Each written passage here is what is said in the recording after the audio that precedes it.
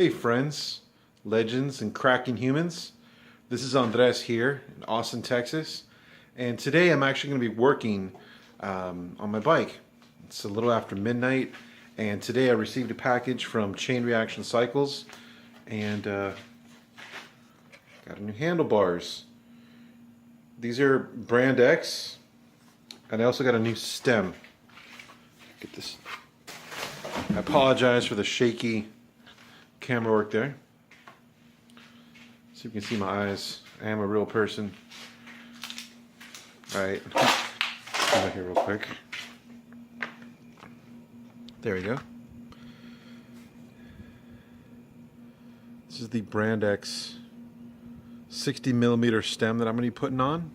And I have the riser bars, the 25mm riser bars. One of the cool things about this is they're very, very lightweight. I have a Trek 4500 and right now it has the stock bars on there. I think they're steel. They feel heavy as hell. So this is going to make a big difference. Anyways, I'm going to go put them on. Talk to you guys later.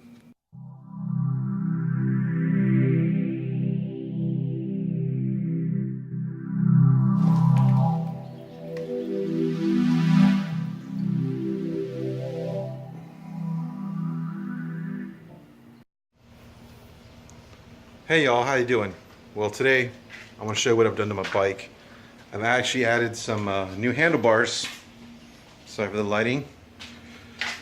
I've added some old handlebars. These are the old ones, stock, that came with the Trek Bontrager, just Trek's brand, and I replaced them with a brand X. You guys can see that. Okay, and that is the new handlebars, the brand X handlebars that I put. And these are the old ones. I don't know if you can see for width how much wider. I'll put these on top.